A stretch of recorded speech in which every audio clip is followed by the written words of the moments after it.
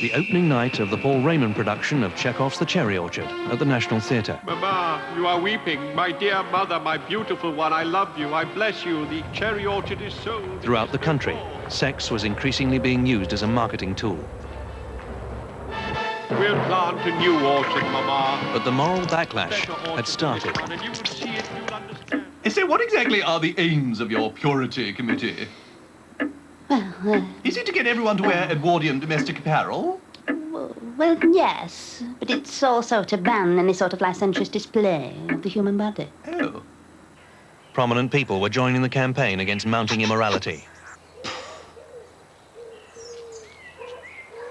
Well, there is nudity all over the place these days. Yes. And I, for one, am not prepared to stand for it. I mean, you know, you turn your back and there it is. I mean, I wouldn't allow nudity within 100 yards of this place. It's disgusting. The male torso, body... So you sort of agree with the British Purity Committee? Yes, do you? I do. Yes, I do. I mean, I think it's Yes. absolutely disgusting that some people run around in the nutty with wobbly danglies and things that I don't particularly want to talk about. They should wear jackets, white jackets, to Yes. cover prominent parts. Like of the your man. good self, perhaps? Like myself. Yes, Yes. I'm naked underneath this.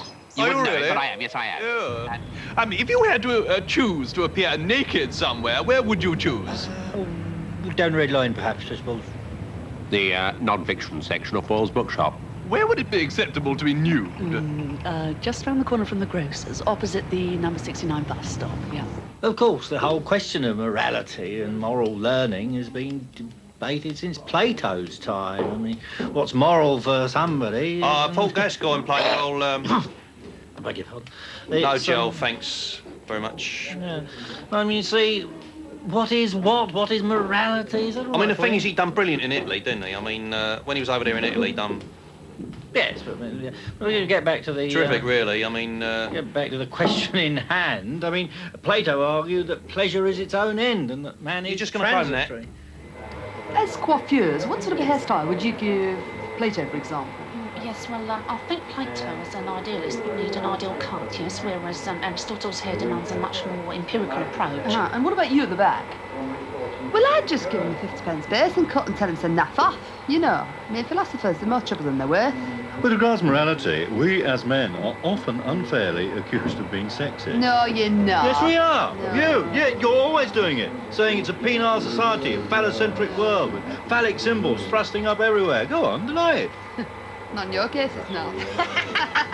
The morality debate continued in the existentialist bar of the Red Lion. It's not there. My point's not there. Well, That's you my ain't point. bought around, you mean ponce, have you?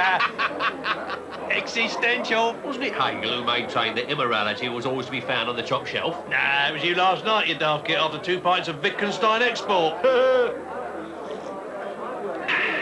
How far do you think man is responsible for his Well, own I'll actions? think about that part myself. Well, I think Yeah. this far, but that's all right. We can do Yeah, it. there's no sugar in this. Hegel's theory of the immoral top shelf was soon exploited commercially. I know what you've got in that box, you pervert. Let you know, the little bear down there. Yes, I Black. know, but those slingbacks on the top shelf, they're disgusting. Soon, shoe fetishism became rampant.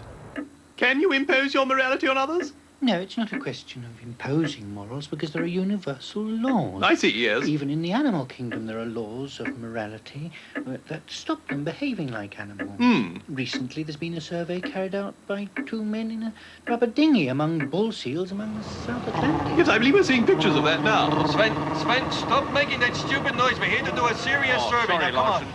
Harky. No, I can't. It's a double yellow. Oh, stupid idiot. I'm in the water now. This wetsuit is new, you know. I'll ask him the question. Mr. Bullshield, do you have a strict moral code? And do you sleep with chicks on the first date? Don't ask them that serious survey questions. You get to sleep with anyone looking the way you do. No. I'm sorry you haven't won the car, but you've got a nice prize. Sven. I think the church was the first organisation to discover the potential of a moral code. Yeah. Apples is a source of evil. Apples is a source of evil. Apples? Yeah, apples is evil. I mean, you make something evil and immoral, people want it, don't they, eh? I mean, we sell loads of apples. But personally speaking, where God went wrong, I don't want to criticise, but where he went wrong is he should have made other vegetables and fruit naughty, shouldn't he? Like loganberries. I mean, we can't ship them bleating things. I don't know what we... Yeah, here you go, love, 40p. Yeah, No, I can't give you no Charlie, change. show that There. other root vegetable what you showed Esther Ranson. Yeah, here he is. Here's a naughty boy, this one. Hey, if Adam had 2 of these... He'd have given Eve one. The concept of morality was expressed in the Ten Commandments. Yes, they're kept over there, aren't they? Yes, as legal documents, tablets of stone were very inconvenient.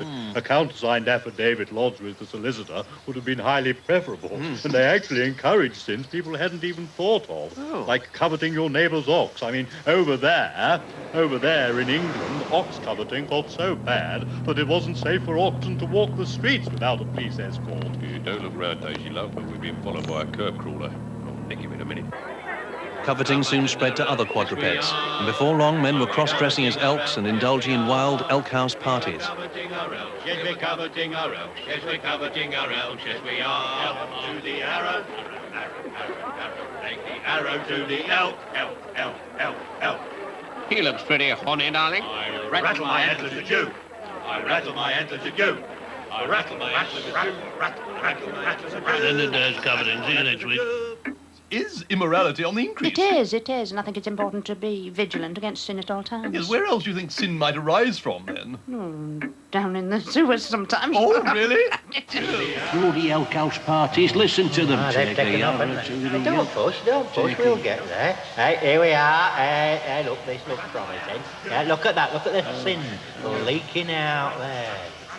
Well, what type of sin is it? Is it venal or mortal? I mean, it must be mortal. Take more than 3 Hail Marys and a bag of ready mix to plug this lot up, I'm telling you. Alarmed at the spread of immorality, the Purity Committee even pioneered work on the first sin-proof room, using a special plaster mixed with communion biscuit and holy water. Yes, the Archangel 2000 ZX is the first portable sin stamper. With this bouncy babe, whenever you see sin, just stamp it out. Batteries not included. Is it fair to say the church were the first to commercially exploit immorality? Well, obviously the church realised the potential of the morality market. Yes. They pinpointed some very interesting sins, bigamy, Coventry, the elk coveting. Oh, yes, that's very popular, isn't it? It brought in a lot of sinners, swelled the congregation, gave the church some real purpose, because there's a limit to the amount of evil an apple can symbolise. Vatican priests tested out the prototype venial sin of lying around naked in a roasting bag. Yeah, so how's the sin feel for you, Giuseppe? Well, it feels like quite a naughty sin, actually, mate, but not as naughty as the one, you know, with the animals. In the Boy Scouts, we are constantly looking for new moral rules to add to our code. Yes. What particular sin are you researching here? I'm sorry, I don't understand. What sin is it? Coveting an elephant. Oh, yes, of course. Other political groups, almost as powerful as the Boy Scout movement, were cashing in too. We must have workers' control, but we will not permit nudie men with dangly bits to play tennis. You look like Lenin, you know. Thank you very much. It's very kind of you, but I do agree with him on a lot of things, especially his views on new tennis, which I find decadent and abhorrent. I mean, it's the thin end of the wedge. I mean, where's it all going to end? It could be the end of civilization as we know it, unless the public stand firm, stand upright, and try and oppose this pussyfooting around. Step this way. Yeah, they're naked and they dance. You, sir, come here. We've got 20 lovely girls up for you. Roll up live on stage. All of the sins. Elk coveting booth, 3 priests in a roast bag. The mark of true democracy is freedom for an individual to express himself. You, come express yourself. Do not listen to all those messengers of Satan who'll tell you the mark of a true democracy is freedom for the individual to express themselves. Does not go on your duck, doesn't it? One message for them: shut your big mouth, or I will come and shut it for you. Go on, take that, you bloody sinner. That's from God and that's from me. Go on. All me ribs. All this conflict proved the first law of pornodynamics, which states that for every repressive action, there is an equal and opposite repressive reaction. Stretch those minds, 2, 3. Feel the purity, 2, 3. Think pure thoughts, 2, 3. The Austin Cambridge, 2, 3. Lassie and Skippy the Bush Kangaroo, 2, 3. The batting average of the England team in the West Indies in 1975, 2, 3. That's it. Oh, you're just not doing it. Who's thinking on pure thoughts?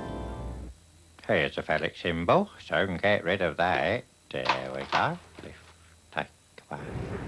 Trafalgar Square quickly became a focus for moralist campaigners. And in an effort to stem the tide of evil, Billy Graham was brought over to campaign for the removal of Nelson's phallus. No, put the